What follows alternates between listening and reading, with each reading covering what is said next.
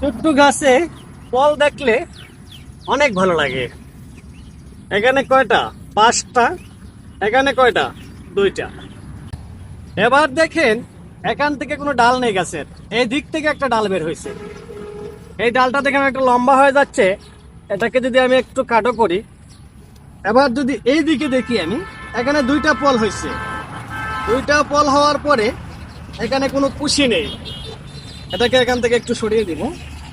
এটাতে কুশি আছে, তবে এটা যদি আমি কুশি কর্তন করে সরাসরি, গাছটা গুলগাল হচ্ছে না। এটাকে এখান থেকে একটু যদি সরিয়ে দিই, আর এইগুলার যদি একটু কুশি কর্তন করি, ছোটগুলার যদি একটু কুশি কর্তন করি, এই যে দেখেন, একটা সময় দেখা যাবে গাছটা অনেক গোলগাল হয়েছে। ছাদ বাগান যারা করে তারা সবসময় ভাই কাটো গাছ পছন্দ করে, আর যারা কাটো গাছ পছন্দ করে তাদের জন্যই সালেমের এই ভিডিওগুলো।